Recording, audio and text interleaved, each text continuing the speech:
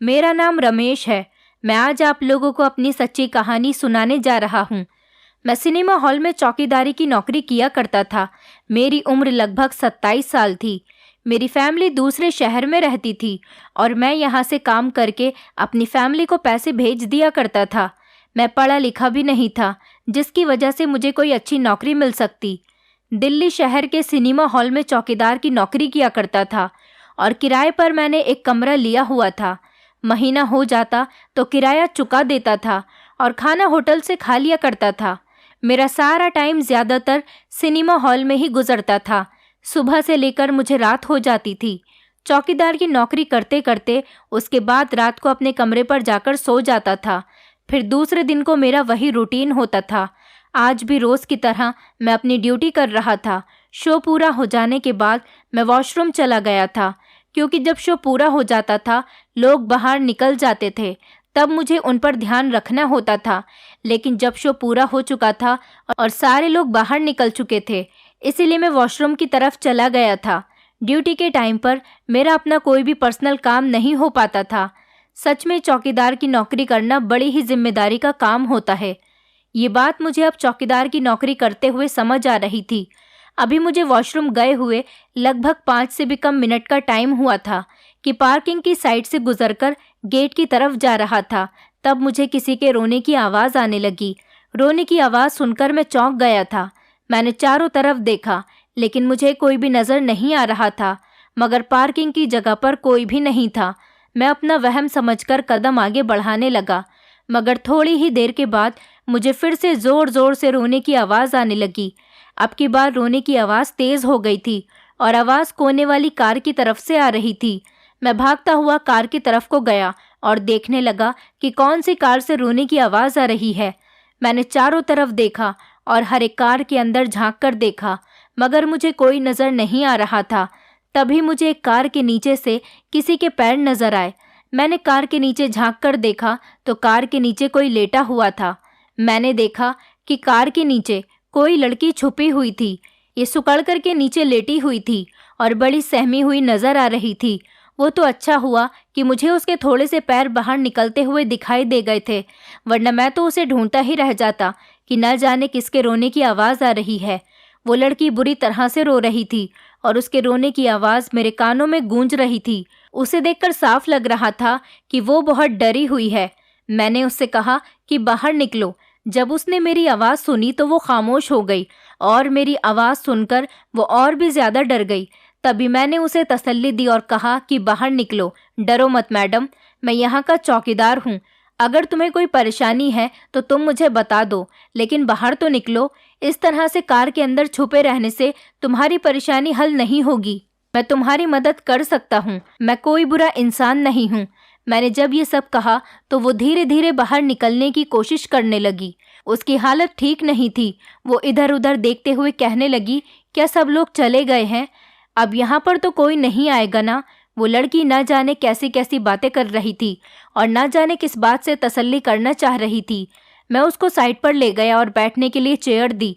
अब जबकि शो आधे घंटे बाद का था, इसलिए मेरे पास उससे बात करने के लिए लगभग आधे घंटे का टाइम था। मैंने उसे बैठने को कहा और कहने लगा कि तुम फिक्र मत करो, सब लोग चले गए हैं। लगभग आधे घंटे बाद फिल्म का नेक्स्ट शो है। और आप कौन हो? आप इतनी डरी हुई क्यों हो? मुझे बताओ, यहाँ की पुलिस तुम्हारी मदद ज़रूर करेगी। मैंने उस लड़की से बड़े प्यार से ये बात कही थी। मेरी इतनी हमदर्दी देखकर उसके तो आंसू निकलने लगे। तभी मुझे उस लड़की पर रहम आ गया और मैं उसके लिए पानी की बोतल लेने चला गया। मैंने उसे पानी पीने के लिए कहा। पानी पीने के बाद वो लड़की थोड़ी नॉर्मल हुई थी, लेकिन उसकी हालत बड़ी अजीब सी हो रही थी। ऐसा लग रहा था जैसे वो काफ़ी भागदौड़ करके आ रही है।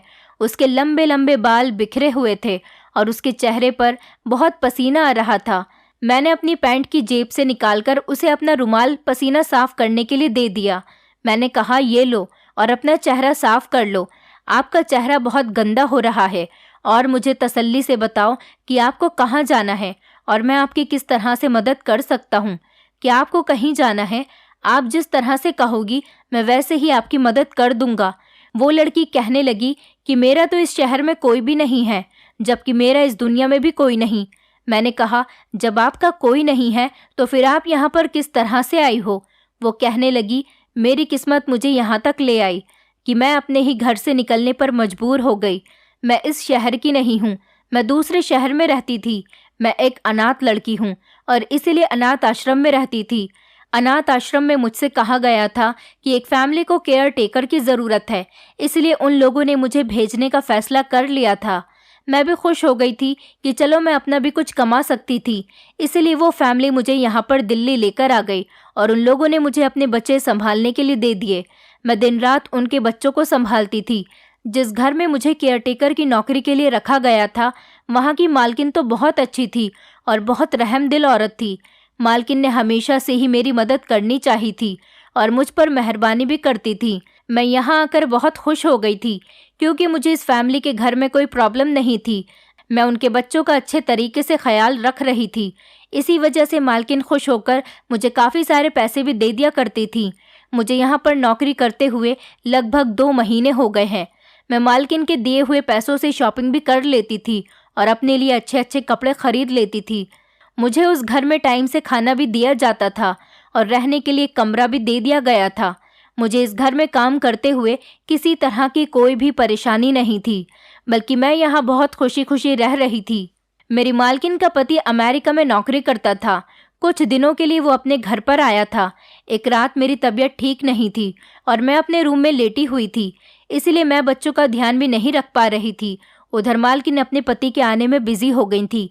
इस वजह से बच्चे बहुत परेशान कर रहे थे, लेकिन मजबूरन मुझे कमरे से बाहर निकलकर बच्चों की देखभाल करने के लिए जाना ही पड़ा था। तभी मालकिन के पति की नज़र मुझ पर चली गई। मालकिन का पति बड़ी घूर घूर कर मुझे देख रहा था। उनके होते हुए मुझे अपना काम करना बहुत मुश्किल लग रहा था, इसलिए मैं जल्द से जल्द बच्चों को सुलाकर अपने कमरे में वापस आ गई थी। और फिर मेरी तबीयत भी ठीक नहीं थी, इसलिए मेरा आराम करने का बहुत मन कर रहा था। घर के सारे लोग सो चुके थे। लगभग 2 बजे का टाइम था। मेरी तबीयत ठीक नहीं थी, सर में बहुत ज़्यादा दर्द हो रहा था। इसी वजह से मुझे नींद नहीं आ पा रही थी। मैं जाग रही थी, तभी अचानक मैंने देखा कि मेरे कमरे में मालकिन के पति आ गए। उन्हें अपने कमरे में देखकर मैं बहुत घबरा गई थी। वो मेरे कमरे में आकर मेरा हाल चाल पूछ रहे थे और हाल चाल पूछते पूछते वो मेरे करीब आने की कोशिश करने लगे। उनकी इस हरकत से मैं बड़ा परेशान हो गई थी, इसलिए मैंने उनसे कहा कि मैं आपकी शिकायत मालकिन से कर दूंगी, आप मेरे कमरे से चले जाइए। उस दिन तो मालकिन का पति मेरे कमरे से चला गया था, लेकिन अगले दिन मालकिन ने कहा कि तुम बच्चों का ख्याल रखना, मैं शॉपिंग करने के लिए जा रही हूँ। मालकिन तो घर से निकल गई थी, लेकिन घर पर मालिक, बच्चे और मैं थी। मालकिन के घर से निकलने के बाद मालिक ने मेरे करीब आने की कोशिश की। जब मैंने भागना चाहा तो मालिक ने मेरे बालों को पकड़ लिया और मुझे अपने करीब खींच लिया और मेरे साथ जोर ज़बरदस्ती करने की कोशिश करने लगे। मालिक मुझसे कहने लगा कि तुम्हें मेरे बच्चों के साथ साथ मेरा भी ख्याल रखना है। अगर तुमने मेरा कहना नहीं माना तो मैं तुम्हें कहीं मुंह दिखाने काबिल नहीं छोड़ूंगा। मालिक की ये सारी बातें सुनकर मैं तो बहुत डर गई थी, क्योंकि मैं ऐसा कुछ भी नहीं कर सकती थी। मुझे मालकिन के आने का इंतज़ार था और मैंने ठान लिया था कि मालकिन आ जाएंगी तो मैं उनके पति के बारे में उन्हें सारी बात बता दूंगी। मगर बहुत टाइम हो गया था, लेकिन मालकिन नहीं आई थी। पता चला कि मालकिन शॉपिंग मॉल से अपने मायके चली गई।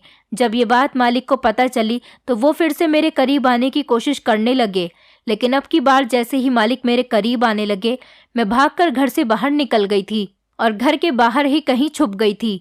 मालिक को लगा कि मैं घर से भाग गई हूँ, लेकिन तभी अचानक मुझे मालकिन की गाड़ी के हॉर्न की आवाज़ आई। मालकिन घर पर आ गई थी और मुझे उनको देखकर बहुत खुशी हुई थी। मैंने उन्हें सब कुछ बता दिया, लेकिन वो मेरा हाथ पकड़कर मुझे अंदर ले गईं और अंदर जाकर अपने पति से सवाल किया कि ये लड़की तुम्हारे बारे में क्या कह रही है। मालकिन ने कहा कि अगर ये सच कह रही है तो तुम्हारी खैर नहीं है। मैं तुम्हारी हरकतों को अच्छी तरह से जानती हूँ। न जाने तुम्हें समझ क्यों नहीं आता कि मैं सिर्फ इस घर में तुम्हारे बच्चों की खातिर रुकी हुई हूँ, वरना तुम्हारी इन्हीं हरकतों की वजह से तुम्हें कब का छोड़कर चली जा चुकी होती। फिलहाल उन दोनों पति पत्नी में बहुत ज़्यादा झगड़ा शुरू हो गया। मालकिन ने मुझे मेरे कमरे में जाने के लिए कह दिया, लेकिन मालिक ये सब कुछ देखकर गुस्से से पागल हो गए थे। उस टाइम तो वो मालकिन की वजह से खामोश ही रहे। सिर्फ मुझे घूरकर ही रह गए। लेकिन अगले दिन जो मैंने सुना, उसे सुनकर तो मेरे पैरों तले से ज़मीन निकल गई थी, इसलिए मुझे वहाँ से भागकर आना पड़ा। मालिक किसी से फ़ोन पर बात कर रहे थे और कह रहे थे, वो केयर टेकर लड़की, उसको तो मैं जल्दी ही अपने काबू में कर लूँगा और तुम लोगों के पास लाकर छोड़ दूँगा। मुझे उसके बदले ज़्यादा रकम चाहिए, क्योंकि वो बहुत ज़्यादा खूबसूरत है, इसलिए उसकी खूबसूरती के पैसे तो ज़्यादा बनते हैं। पहले वाली लड़की ज़्यादा खूबसूरत नहीं थी, तो तुम लोगों ने मुझे उसके कम पैसे दिए थे, लेकिन अब की बार मुझे डबल रकम चाहिए। इस सब का मतलब ये था कि मालिक मुझे बेचना चाहता था। ये सब सुनकर तो मुझे डर लगने लगा था और मैं उसी टाइम पलटकर घर से भागी। मगर चौकीदार ने जाकर मालिक को बता दिया था कि मैं भाग गई हूँ। तभी मालिक ने मेरे पीछे 2-3 गुंडों को भेज दिया था और मैं भागते भागते यहाँ के एरिया में आ गई। यहाँ आकर मैंने कई लोगों से मदद की गुहार लगाई, लेकिन किसी ने मेरी कोई मदद नहीं की। जब मैंने अपने पीछे गुंडों को आता हुआ देखा तो मैं भागकर सिनेमा हॉल के अंदर घुस आई और कार के नीचे छुप गई थी, ताकि मुझे वो लोग देख न सके। वो लोग यहाँ पर मुझे ढूंढने के लिए आए थे, लेकिन मैं उनको नज़र नहीं आई और इसी वजह से मैं डर कर बुरी तरह से रो रही थी। मगर भगवान की कृपा से मुझे उन लोगों ने नहीं देखा। मैं उन लोगों को यहाँ से जाता हुआ देख चुकी थी, क्योंकि वो लोग यहाँ पर मेरी तलाश कर रहे थे। उसके बाद मुझे आपने देख लिया। मैं घबरा गई थी कि कहीं आप उनमें से ही तो कोई नहीं हो, लेकिन जब आपने कहा कि मैं तुम्हारी मदद करूँगा तो मेरी सांस में सांस आ गई थी। अभी तक उन लोगों का डर मेरे दिल से निकला नहीं है। वो लड़की इतना बताकर खामोश हो गई थी। उसका हाथ लगातार अपने सिर पर था। ऐसा लग रहा था कि जैसे अभी तक उसकी तबीयत ठीक नहीं है और उसके सर में बहुत तेज़ दर्द हो रहा है, या फिर वो लड़की मुझे अपने बारे में कुछ बताना नहीं चाह रही। मगर मैंने इस बात पर ध्यान नहीं दिया। फिलहाल वो लड़की बहुत रो रही थी, इसलिए मैंने उसे तसल्ली दी और कहा, मैडम, इस शहर में तुम्हारा कोई तो रिश्तेदार होगा, क्योंकि तुम्हें यहाँ पर रहते हुए 2-3 महीने हो गए, तो तुम्हारी किसी से जान पहचान तो ज़रूर हो गई होगी। मैं उसी के पास तुम्हें छोड़ आऊँगा जिसको तुम जानती हो। और मुझे जल्दी बताओ, शो शुरू होने में 10 मिनट ही तो रह गए हैं। उसके बाद मुझे अपने ड्यूटी पर भी ध्यान देना है और मैं तुम्हें इस तरह से नहीं छोड़ सकता। मैं तो खुद एक बेघर इंसान हूँ। गांव से यहाँ शहर में चौकीदार की नौकरी करने के लिए आया हूँ। मेरे पास एक किराए का मकान है जहाँ पर मैं किराया देकर रहता हूँ और होटल का खाना खा खा कर गुजारा करता हूँ। बस मेरी ज़िंदगी तो इसी तरह से गुजर रही है। अब बताओ, मैं तुम्हारा ध्यान किस तरह से रखूँगा? जिस कमरे में मैं रहता हूँ वहाँ पर भी मेरे साथ 2-3 लड़के रूम शेयर करते हैं। मैं वहाँ पर भी तुम्हें नहीं रख सकता, क्योंकि मुझे भी वो कमरा बड़ी मुश्किल से मिला है। मैं तुम्हें अपने साथ नहीं रख सकता, क्योंकि उस कमरे में मेरे साथ लड़के रहते हैं। मेरी तो यही मामूली सी नौकरी है, इसमें मुझे भी ज़्यादा पैसे नहीं बचते। रूम शेयर करने पर भी आधे से ज़्यादा पैसे मेरे किराए में चले जाते हैं। मैं तो गांव में दर बदर की ठोकरें खा रहा था। तब किसी ने मुझे यहाँ की नौकरी के बारे में बताया तो मैं शहर चला आया और नौकरी करने लगा। अब अपने परिवार की खातिर यहाँ पर नौकरी कर रहा हूँ। मेरी 3 कुंवारी बहन है और मैं उनका इकलौता भाई हूँ। मेरी माँ भी विधवा है, इसलिए सबकी जिम्मेदारी मेरे ही ऊपर है। मैंने उस लड़की को अपना इंट्रोडक्शन दिया था। मैंने उससे कहा, चलो अभी तो रात होने में काफ़ी टाइम है, मैं तुम्हें अपने ऑफिस में बैठा देता हूँ। थोड़ी देर के बाद जब मेरी ड्यूटी ऑफ हो जाएगी तो तब देखूंगा कि तुम्हारा क्या करना है। ये कहकर मैं उसे ऑफिस में ले गया और वो बैठ गई। उसके बाद मैं अपनी ड्यूटी करने के लिए गेट पर चला गया था, मगर मैं लगातार लड़की के बारे में ही सोच रहा था और मेरा ध्यान उस लड़की की तरफ ही पड़ा हुआ था कि आखिर मैं इस अनजान लड़की का क्या करूं। हालांकि वो लड़की मेरी जान पहचान की नहीं थी, लेकिन फिर भी मुझे उसकी बहुत फिक्र हो रही थी। अब जब मैं उसे ज़ुबान दे चुका था कि मैं तुम्हारी मदद करूंगा, तो मुझे अपनी जिम्मेदारी निभानी थी। मैंने अपने एक फ्रेंड को कॉल की और इस लड़की के बारे में सब कुछ बता दिया। मैंने अपने एक फ्रेंड को कॉल की और फिर इस लड़की के बारे में सब कुछ बता दिया। लेकिन मेरे फ्रेंड ने इस लड़की के बारे में मुझे बहुत गलत एडवाइस दी। वो गलत गलत बातें करने लगा। उसका मतलब ये था कि हम इस लड़की का गलत इस्तेमाल कर सकते हैं। अपने फ्रेंड की बातें सुनकर मुझे बहुत गुस्सा आया था। मैं औरत की इज्जत करने वाला इंसान था। किसी भी लड़की को देखकर कभी मेरी नीयत ख़राब नहीं हुई थी, क्योंकि मेरे घर में भी मेरी जवान जवान बहनें थीं। रात के लगभग 8 बजे मेरी ड्यूटी ऑफ हो गई थी। वो लड़की अभी तक ऑफिस में ही एक साइड को बैठी हुई थी और वो आंखें बंद करके नींद ले रही थी। जब मैंने उसे जगाया तो उसके चेहरे से डर साफ नजर आ रहा था। मैंने उससे कहा कि चलो मैं तुम्हें पुलिस स्टेशन लेकर चलता हूँ, वहाँ पुलिस तुम्हारी मदद करेगी, क्योंकि तुम्हारा यहाँ पर इस तरह से रहना बिल्कुल ठीक नहीं है। सारी रात पड़ी है, तुम कहाँ जाओगी? शहर का माहौल बहुत खराब है, मैं तुम्हें इस तरह से नहीं छोड़ सकता। मैं तुम पर सिर्फ इतना ही एहसान कर सकता हूँ कि मैं तुम्हें पुलिस के हवाले कर देता हूँ। तुम पुलिस को अपनी सारी परेशानी बता देना और पुलिस तुम्हारे ठिकाने तक तुम्हें पहुँचा देगी। वो लड़की कहने लगी, नहीं नहीं, प्लीज़ मुझे पुलिस के पास मत लेकर जाओ, मुझे पुलिस से बहुत डर लगता है। उसकी आंखों में ये कहकर आंसू आ गए। मैं सोचने लगा कि अब मैं क्या करूं, इसलिए मैंने उससे कहा कि चलो ठीक है, इस शहर में मेरी एक दूर की बहन रहती है, मैं तुम्हें उसके घर पर छोड़ आता हूँ, वहाँ पर रात गुजार लेना, उसके बाद सुबह देखते हैं कि तुम्हारा क्या किया जाता है। हो सकता है कि सुबह तक कोई सॉल्यूशन निकल आए। मेरी बहन के घर तुम आराम से रह सकती हो, और मेरी बहन एक बड़े से बंगले में नौकरी करने जाती है, या फिर तुम उसके साथ काम पर चली जाना। मैंने उस लड़की को काफ़ी सारे सॉल्यूशन बताए थे और उसके चेहरे पर बेफिक्री भी नजर आने लगी थी, मगर अभी तक वो लड़की अपने सर पर हाथ लगाए हुए बैठी हुई थी। ऐसा लग रहा था जैसे उसकी तबीयत ठीक नहीं है। मैं इंतज़ार कर रहा था कि वो खड़ी हो जाए और आगे बढ़े। तभी उसने मुझसे मेरी शर्ट मांगी और कहने लगी कि तुम थोड़ी देर के लिए बाहर चले जाओ, अपनी शर्ट देकर। मैं खामोशी से बाहर आ गया था। जब मैं बाहर आया तो उसने मेरी शर्ट को अपने चेहरे पर इस तरह से बांध लिया था कि उसे कोई पहचान न सके। मैंने दूसरी शर्ट पहन ली और मैं उसे लेकर अपने रिश्ते की बहन के घर पर आ गया। वहाँ पर अपनी बहन को उसके बारे में सब कुछ बता दिया और उस लड़की को अपनी बहन के घर छोड़ दिया। उसके बाद मैं अपने कमरे पर वापस चला आया। कमरे में आकर मैं अपने सारे काम से फ्री होकर लेट गया था, लेकिन लेटते ही मेरी आंखों के सामने उस लड़की का चेहरा बार बार घूम रहा था। मैं उस खूबसूरत लड़की के बारे में ही सोच रहा था, जिसकी मासूम सी आंखों में काफ़ी सारे राज छुपे हुए थे और जिसकी खूबसूरती का मैं एक ही बार में दीवाना हो गया था। मगर मैं उसके सपने नहीं देख सकता था। वो बहुत खूबसूरत लड़की थी, और वो भले ही कोई अनाथ लड़की थी, मगर वो पढ़ी लिखी और खूबसूरत लड़की थी, जबकि मैं गांव का रहने वाला एक परेशान और बेरोजगार लड़का था। काफ़ी देर तक इस लड़की के बारे में सोचते सोचते मैं गहरी नींद में चला गया था। सुबह को जैसे ही मेरी आंख खुली तो सबसे पहले मुझे उस लड़की का ही ख्याल आया। मैं भागता हुआ उस लड़की के बारे में पता करने के लिए अपनी बहन के घर चला गया। जब मैं अपनी बहन के घर गया तो वो लड़की बड़ी खुश नज़र आ रही थी। उसके चेहरे पर मुझे अजीब सी मुस्कुराहट दिखाई दे रही थी। मैं देख रहा था कि जिस लड़की को मैंने कल देखा था और जिसको मैं अब देख रहा था, क्या ये वही लड़की है? क्योंकि कल इस लड़की की हालत बहुत ख़राब थी और ये रोनेहार हो रही थी, मगर अब ये लड़की काफ़ी खुश नज़र आ रही थी।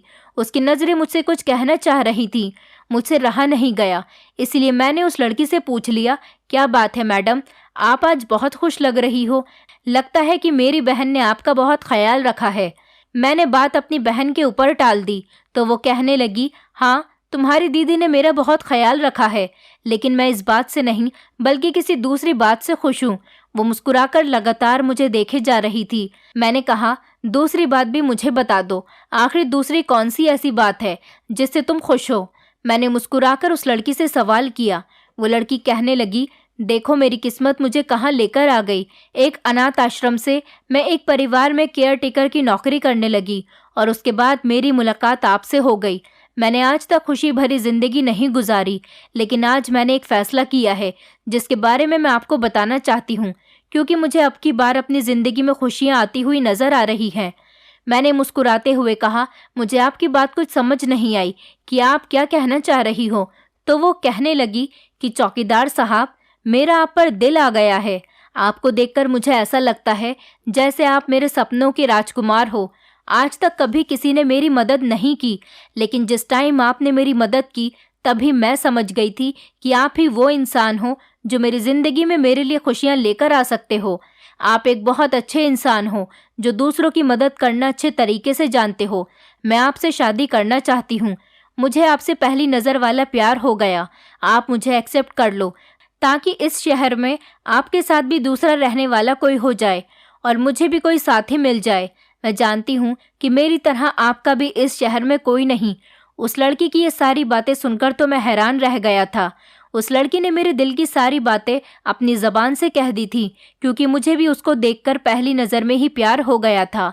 मैंने कभी सपने में भी नहीं सोचा था कि इतनी खूबसूरत लड़की खुद आगे से मुझे शादी का प्रपोजल देगी। भला इतनी खूबसूरत लड़की के साथ ज़िंदगी गुजारने के लिए कौन इंसान इनकार कर सकता था। मैंने तो उसके लिए सपने सजाने शुरू कर दिए थे। मैं उसका हाथ पकड़कर फौरन उसे रेस्टोरेंट लेकर चला गया। वहां जाकर हम दोनों ने अच्छा सा नाश्ता किया और उसके बाद अपने रूममेट्स को भी मैंने ये खबर सुनाई कि मेरी ज़िंदगी में एक लड़की आ गई है। एक खूबसूरत लड़की ने मुझसे शादी के लिए कहा है। मगर दीपिका ने मेरे रूममेट्स के सामने जाने से इनकार कर दिया। इस बात पर तो मुझे बड़ी हैरानी हुई थी, क्योंकि इस शहर में तो उसे कोई नहीं जानता था। शायद उसे लड़कों के सामने जाना पसंद नहीं होगा, तभी उसने इनकार कर दिया होगा। मैंने इस बात पर इतना ध्यान नहीं दिया। फिलहाल मैं दीपिका का हाथ पकड़कर उसे कोर्ट मैरिज के लिए ले गया था। वहां जाकर मैंने अपने 2 फ्रेंड्स को कॉल की, जो हमारे गवाह बन गए थे। इसके बाद हम दोनों की शादी हो गई। लेकिन टेंशन इस बात की थी कि मैं दीपिका को लेकर कहाँ रहूँगा, क्योंकि जिस रूम में मैं रहता था वहाँ पर तो पहले से मेरे साथ 3 लड़के रहते थे। लेकिन फिलहाल भगवान ने मेरी हेल्प कर दी और रहने का इंतज़ाम भी हो गया था। मैंने सिनेमा हॉल के मालिक को इस बारे में बताया और उनको ये भी बता दिया कि मैं अपनी पत्नी को कहाँ लेकर जाकर रखूँगा। इसलिए उन्होंने मुझे एक छोटा सा कमरा दिलवा दिया और कहा कि जिसके पैसे तुम्हारी सैलरी से कट जाया करेंगे। मेरी शादी के बारे में सुनकर सिनेमा हॉल के स्टाफ के लोग भी खुश हो गए थे। मुझे रहने के लिए कमरा मिल चुका था। मैं और दीपिका इस घर में शिफ्ट हो गए थे। दीपिका को ये छोटा सा घर बहुत पसंद आया था, क्योंकि हमारी नई जिंदगी की नई नई शुरुआत हुई थी। दीपिका की तो खुशी के ठिकाने ही नहीं थे और मैं दीपिका का पति बनकर खुद को बहुत खुशकिस्मत इंसान समझ रहा था। इसी तरह से हम दोनों की शादीशुदा जिंदगी को 1 हफ्ता गुजर गया था और हमारी लाइफ बहुत अच्छी गुजर रही थी। मैं अपनी वही चौकीदार वाली ड्यूटी पर सुबह को जाता और शाम को 6 बजे तक घर वापस लौट आता था। लेकिन इसी दौरान मैंने दीपिका के अंदर एक बात नोटिस की थी। वो बात ये थी कि दीपिका मेरे सामने बड़ा अजीब सा रिएक्ट करती थी, जबकि वो मेरा बहुत ख्याल रखती थी और मेरे सारे काम भी किया करती थी। कभी कभी वो मुझसे कहती थी कि खाने के लिए राशन ख़त्म हो गया है, घर में राशन लाकर दे दो। लेकिन राशन के साथ साथ वो मुझसे फिटकरी भी मंगवाती थी। कभी कभी मुझसे पिज्ज़ा मंगवाती तो उसे खा लेती थी, लेकिन कभी कभी बड़े परहेज़ का खाना खाती थी। कहती कि मेरे पेट में दर्द है, इसीलिए परहेज़ का खाना खाती हूँ।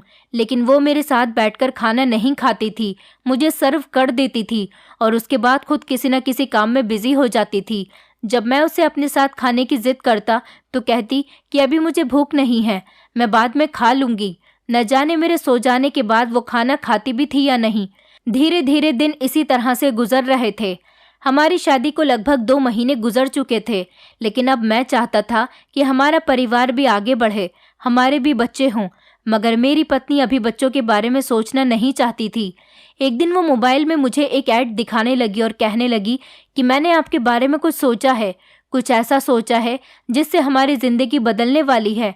मैंने बड़ी हैरानी से दीपिका की तरफ देखा और कहा कि क्या मतलब है तुम्हारा? मैंने कहा क्या इस ऐड को देखने के बाद मेरी ज़िंदगी बदल जाएगी? उसने मोबाइल को बंद करके एक साइड में रख दिया और कहने लगी, अरे नहीं, ये एक विदेश में नौकरी का ऐड है। मैं मोबाइल देख रही थी तो ये ऐड आ गया, सोचा कि मैं तुम्हें भी दिखा दूंगी। ज़्यादातर मैं ऐड के बारे में देखती रहती हूँ।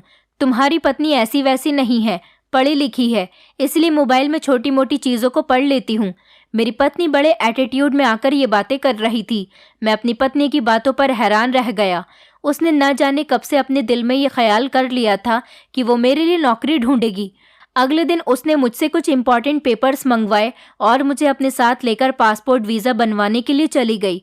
मुझे अपनी ड्यूटी पर जाने के लिए देर हो रही थी, इसलिए मैंने उसके इस तरह के काम पर ध्यान नहीं दिया कि वो क्या कर रही है। वो मुझसे ज़्यादा पढ़ी लिखी थी, इसलिए मैंने उसकी बात पर ज़्यादा ध्यान नहीं दिया। मुझे लगा कि शायद वो कोई आईडी बनवा रही होगी। मैं अपनी पत्नी पर बहुत ज़्यादा भरोसा करता था, इसलिए उसकी छोटी छोटी इन हरकतों को इग्नोर करने की कोशिश किया करता था। लेकिन फ़िलहाल मुझे इतना पता था कि मेरी पत्नी मुझे दूसरी नौकरी पर लगवाने की जुगाड़ कर रही है। मेरी पत्नी पासपोर्ट ऑफिस से निकली तो बहुत ज़्यादा खुश नज़र आ रही थी। पूरे 1 महीने के अंदर अंदर मेरे वीज़ा का भी बंदोबस्त हो गया था। भगवान जाने ये सब वो किस तरह से कर रही थी, मगर जो भी हो रहा था मैं इस सब से बहुत खुश था। मैंने सिनेमा हॉल से चौकीदार की नौकरी छोड़ने का फैसला भी कर लिया था और अपनी पत्नी के कहने पर मैं लंदन में नौकरी करने के लिए तैयार हो गया था और हम लोग लंदन जाने की तैयारी करने लगे थे, क्योंकि लंदन जैसी जगह में नौकरी मिलना कोई मजाक बात नहीं होती। लेकिन मेरी पत्नी ने कहा था कि उसने लंदन के किसी एजेंट से मेरी नौकरी के बारे में बात कर ली है। मेरे सारे फ्रेंड्स मुझे बहुत खुशनसीब समझ रहे थे। सच में तुम्हारी तो किस्मत का सितारा ही जाग गया है। पत्नी भी अच्छी मिल गई है और अब नौकरी भी अच्छी मिलने वाली है। तुम्हारी तो सारी जिंदगी ही बदलने वाली है। लंदन जाने से पहले दीपिका ने मुझसे वादा लिया। कहने लगी कि लंदन जाने के बाद तुम बिल्कुल नहीं बदलोगे, जैसे हो वैसे ही रहोगे। मैंने उससे वादा किया कि मैं तुम्हारे लिए हमेशा तुम्हारे पहले जैसा ही पति रहूंगा। वहां जाने के बाद मेरे अंदर बिल्कुल भी बदलाव नहीं आएगा और मैं तुम्हारा बहुत एहसानमंद हूँ जिसने मेरी इतनी मदद की। फिलहाल हम लोग लंदन जाने के लिए एयरपोर्ट पर पहुंच गए तो दीपिका के स्टाइल भी बदल गए थे। उसके बाद जब हम लंदन पहुंच गए तो दीपिका बहुत खुश और कॉन्फिडेंस में लग रही थी। वो मुझे लेकर एक बंगले में आ गई थी। ऐसा लग रहा था जैसे वो लंदन की हर जगह के बारे में जानती है। उसका कॉन्फिडेंस तो कुछ और ही कह रहा था। मैं तो दीपिका को देखकर बहुत परेशान हो रहा था। उसने लंदन आते ही अपने कपड़े भी लंदन जैसे ही पहन लिए थे। उसने मुझसे कहा था कि वो मुझे अपने किसी जानने वाले के बंगले में लेकर जा रही है। मैं बंगले में जाकर एक तरफ को बैठ गया था और वो किसी कमरे में चली गई थी और कमरे में जाने के बाद वो बहुत देर के बाद बाहर निकली और दीपिका का इंतज़ार करते करते मुझे नींद आने लगी थी। मैं इस बंगले के अंदर दीपिका का इंतज़ार करते करते सो गया। ना तो दीपिका आई और ना ही इस बंगले का मालिक, जो कोई भी था। मुझे फ़िलहाल कुछ नहीं पता। मैं दीपिका का इंतज़ार करते हुए गहरी नींद में चला गया था। जब मेरी आँख खुली तो मैंने फिर से बंगले के अंदर खुद को अकेला पाया था। मैंने जाकर अब कमरे के अंदर देखा, जिस कमरे में दीपिका गई थी, लेकिन उस कमरे के अंदर तो कोई भी नहीं था। मैं ये सब कुछ देखकर बहुत हैरान हो गया था और बाहर निकलकर दीपिका के आने का इंतज़ार करने लगा, क्योंकि मैं यहाँ लंदन के रास्ते के बारे में नहीं जानता था। मुझे यहाँ की किसी भी चीज़ के बारे में नहीं पता था। थोड़ी देर के बाद मैंने देखा कि दीपिका ने छोटे छोटे कपड़े पहने हुए थे और वो बंगले के गेट के बाहर आई तो वो बहुत खुश नजर आ रही थी। मैं भी गेट के बाहर ही खड़ा हुआ था। मैं उसे देखकर बड़ा हैरान हो गया था। मुझे अपनी आंखों पर विश्वास नहीं हो रहा था कि वो यहाँ पर आकर कितनी चेंज हो गई थी। उसके इस तरह के छोटे छोटे कपड़े पहनने पर मुझे खुद को शर्म आ रही थी। दीपिका ने कहा कि हम इसी बंगले में रहेंगे। ये मेरी एक जानने वाली फ्रेंड का बंगला है। वो इस बंगले से गई हुई है, इसीलिए जब तक हम लोग यहाँ पर हैं इस बंगले में रह सकते हैं। मैं बंगले के अंदर चला गया और नहा धोकर मैं सोने के लिए लेट गया था, क्योंकि रात काफ़ी हो गई थी। लेकिन जब मेरी आधी रात को आँख खुली तो दीपिका अपना सर पकड़े हुए बैठी हुई थी, जबकि बेड पर साइड में एक पर्स रखा हुआ था। मेरी नज़र जैसे ही उस पर्स की खुली हुई जिप पर पड़ी तो ये देखकर मेरी आंखें फटी की फटी रह गई थी कि वो पर्स तो पैसों से भरा पड़ा था, जो कि लंदन की करेंसी के थे और कुछ पैसे हिंदुस्तानी करेंसी के थे। लेकिन इन पैसों का मतलब तो मेरी समझ में नहीं आया था, जबकि दीपिका की तबीयत खराब लग रही थी। मैंने दीपिका से कहा कि दीपिका, तुम्हें क्या हुआ है? तुम्हारी तबीयत तो ठीक है, लेकिन मुझे ऐसा क्यों लग रहा है? तुम यहाँ पर पहले भी आई हो। क्या तुम मुझसे कुछ छुपा रही हो? मुझे सच सच बता दो, क्या बात है? ये तुम्हारी कौन सी जानने वाली का बंगला है? बताओ, वो तुम्हारी कोई बहन है या फिर कोई फ्रेंड जिसके बंगले में हम रह रहे हैं? मैं बार बार दीपिका से सवाल कर रहा था, मगर दीपिका परेशान बैठी हुई थी। वो मुझसे कोई बात नहीं कर रही थी। जब दीपिका ने मेरी किसी बात का जवाब नहीं दिया तो मैं भी पलटकर सो गया था। सुबह जब मैं उठा तो मुझे दीपिका की तबीयत ठीक नहीं लग रही थी, इसीलिए मैं उसे गोद में लेकर पास वाले ही अस्पताल में चला गया। मैं यहाँ के रास्ते नहीं जानता था, इसलिए मुझे करीब में अस्पताल नज़र आया तो मैं दीपिका को वहीं लेकर चला गया। वहाँ पर डॉक्टर ने दीपिका का ट्रीटमेंट किया और डॉक्टर मुझे बताने लगे कि ये मैडम ड्रग्स लेती हैं, इसलिए ड्रग्स इनके दिमाग पर सवार हो गई है, जिसकी वजह से इनके सर में दर्द रहने लगा है। जब दीपिका होश में आई तो मैंने उससे सवाल किया कि तुमने मुझसे इतनी बड़ी बात कैसे छुपाई कि तुम ड्रग्स लेती हो। मैं जब दीपिका पर चिल्ला रहा था तो वहाँ के डॉक्टर मुझे बड़े गौर से देख रहे थे। डॉक्टर ने दीपिका से पूछा कि आपको कोई परेशानी है, तो दीपिका ने डॉक्टर को रोते हुए मेरी तरफ इशारा करते हुए बताया कि ये मेरा पति है और ये अक्सर पागलों वाली हरकतें करता है। दीपिका की बात सुनकर डॉक्टर ने द वार्ड बॉय को इशारा किया। उन्होंने आकर दोनों तरफ से मुझे पकड़ लिया और कुछ ही देर बाद मैं लंदन के पागल खाने में पहुंच चुका था। यहाँ पर मुझे काफ़ी सारे पागलों के बीच में बंद कर दिया गया था। यहाँ आने के बाद घबराहट की वजह से मेरा बड़ा बुरा हाल हो गया था। दीपिका की ऐसी हरकतें देखकर मेरे होश उड़ गए थे कि ये सब दीपिका ने क्या कर दिया था। उसकी मुझे समझ नहीं आ रही थी, जबकि मैं एक बहुत बड़ी मुसीबत में फंस गया था। मैं इन लोगों को यकीन दिलाने की कोशिश कर रहा था कि मैं पागल नहीं हूँ, लेकिन डॉक्टर यही कह रहे थे कि हर पागल यही कहता है कि मैं पागल नहीं। पागल खाने में मेरी तरह और भी 2-3 नॉर्मल लोग मौजूद थे। उन पागल आदमियों में से एक आदमी थोड़ा नॉर्मल लग रहा था।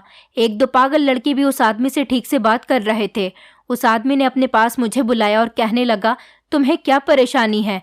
तो मैंने उसे दीपिका की सारी बात बता दी और ये भी बता दिया कि मैं पागल नहीं हूँ। मेरी बात सुनकर वो आदमी हंसने लगा और कहने लगा, तुम्हारी पत्नी कोई आम लड़की नहीं है। वो लड़की लंदन के बहुत बड़े बिजनेसमैन की बिगड़ी हुई बेटी है। उसने तुम्हें सिर्फ और सिर्फ इस्तेमाल किया है। उसने तुम्हें ही नहीं बल्कि जो कुछ तुम्हारे साथ हुआ ऐसा मेरे साथ भी हुआ है। हाँ, बस फ़र्क इतना है कि मेरी उस लड़की के साथ शादी नहीं हुई थी। उसने मुझे अपने प्यार के जाल में फंसा लिया था। फिर मेरी बातें सुनकर वो आदमी मुझे तसल्ली देते हुए वो कहने लगा, यहाँ पर यही सब कुछ होता है। यहाँ की बिगड़ी हुई लड़कियाँ यहाँ से भाग जाती हैं और शहर शहर जाकर लड़कों को अपने झांसे में फंसाकर यहाँ लेकर आ जाती हैं। या तो वो उन लड़कों को यहाँ लाने के बाद उन पर इल्ज़ाम लगाकर पुलिस के हवाले करवा देती हैं या फिर उन्हें पागल साबित करके इस पागल खाने में भिजवा देती हैं। क्या तुम जानते हो यहाँ की बिगड़ी हुई अमीर लड़कियों का क्या काम है? ये लड़कियाँ फिटकरी में ड्रग्स मिलाकर अलग अलग देश में और वहाँ के अलग अलग शहर में नशा बेचने के लिए जाती हैं और ख़ुद भी ड्रग्स लेती हैं। क्योंकि लंदन में फिटकरी नहीं मिलती, इसलिए ये लोग ज़्यादातर हिंदुस्तान जाकर फिटकरी खरीदते हैं और बहाने से वहाँ के लोगों को बहला फुसलाकर लंदन लाकर छोड़ देते हैं और इसी तरह से ये नशा इन लोगों के दिमाग पर सवार हो जाता है। एक के बाद एक ही अमीर बिगड़ी हुई लड़कियाँ लड़कों को अपने जाल में फंसाती हैं।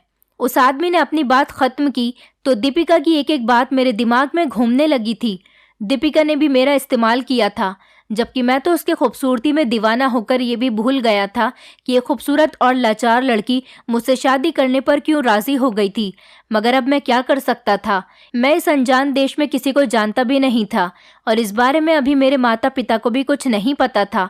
इसलिए खामोशी से मैं इस पागल खाने में पड़ा हुआ था। लेकिन जब 2 महीने गुजर गए तो मैंने देखा कि दीपिका खुद मुझे यहाँ से लेने के लिए आई थी और वो रो रो कर मेरे सामने खड़े होकर मुझसे माफ़ी मांग रही थी। कह रही थी, मैंने तुम्हारे साथ जो भी किया मुझे उसके लिए माफ़ कर दो। मैं ये गलत काम करती थी क्योंकि मैं गलत संगतों में पड़ गई थी। दीपिका अपनी गलती पर बहुत शर्मिंदा थी, लेकिन मैंने उससे पूछा कि मुझे ये तो पता है कि तुम मुझे यहाँ पर क्यों और किस वजह से लेकर आई थी। अब मुझे ये भी बता दो कि तुम मुझे पागल खाने से छुड़ाकर क्यों लेने आई हो।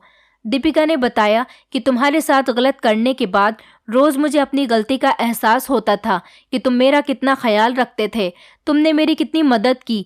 मैंने तुमसे झूठ बोला, फिर भी तुमने मेरी बात पर यकीन कर लिया था। मुझे मेरे फादर ने घर में कैद कर दिया था ताकि मैं अब इस तरह की हरकतें ना करूं, लेकिन रोज़ मुझे सपने में तुम नज़र आते थे और मैं देखती थी कि मेरी गलती की वजह से तुम बहुत ज़्यादा परेशान हो। इसलिए मैंने अपने फादर से कहा कि वो तुम्हें पागल खाने से छुड़वा दे। मैंने अपने फादर के आगे हाथ जोड़े, उनसे माफ़ी मांगी कि आज के बाद मैं कोई गलत काम नहीं करूंगी। बस वो मुझे घर से निकलने दे और किसी तरह से तुम्हें पागल खाने से छुड़ा दे। मैं तुम्हारी पत्नी हूँ। मैं कसम खाती हूँ और वादा करती हूँ कि आज के बाद मैं कभी कोई गलत काम नहीं करूँगी। प्लीज़ तुम मुझे यहाँ से लेकर मुझे मेरी उसी दुनिया में वापस ले जाओ जहाँ हमने अपनी ज़िंदगी की नई नई शुरुआत की थी। फ़िलहाल मैंने अपनी पत्नी को माफ़ कर दिया था। वो अपने किए पर बहुत शर्मिंदा थी। दीपिका के फादर भी मेरे पास आए और उन्होंने मुझसे अपनी बेटी की तरफ से माफ़ी मांगी, लेकिन उनकी शर्त ये थी कि मैं उनकी बेटी को लेकर वापस हिंदुस्तान चला जाऊं। वो अब दोबारा अपनी बेटी को ये गलत काम करते हुए नहीं देखना चाहते थे। दीपिका के फादर भी इंडियन थे और उन्होंने अपना बिजनेस लंदन में कर लिया था, इसलिए वो लंदन में रहते थे। लेकिन अब जबकि दीपिका की शादी मेरे साथ हो गई थी, वैसे तो दीपिका ने ना जाने कितने लड़कों को बेवकूफ़ बनाया था, लेकिन अभी तक उसने किसी के साथ शादी नहीं की थी। उसकी शादी सिर्फ मेरे साथ ही हुई थी, इसलिए दीपिका को मुझसे बहुत मोहब्बत हो गई थी। हम दोनों पति पत्नी वापस इंडिया आ गए थे और मैंने दिल्ली जाकर एक मकान खरीद लिया और दीपिका के फादर ने यहाँ पर मुझे कारोबार करने के लिए पैसे दे दिए थे। मेरी जिंदगी पूरी तरह से बदल गई है। मैं अपनी पत्नी के साथ बहुत खुश हूँ और खुशी खुशी अपने नए घर में रहकर जिंदगी गुजार रहा हूँ। मैंने गांव से अपनी माँ और बहनों को भी बुला लिया है और एक एक करके अपनी बहनों की शादी भी कर दी है। दोस्तों, उम्मीद करती हूँ आपको हमारी कहानी पसंद आई होगी। कहानी पसंद आई है तो वीडियो को लाइक करें, चैनल पर नए हैं तो चैनल को सब्सक्राइब करें और हाँ, नोटिफिकेशन बेल को ज़रूर दबाएं ताकि अगली अपडेट सबसे पहले आपको मिले।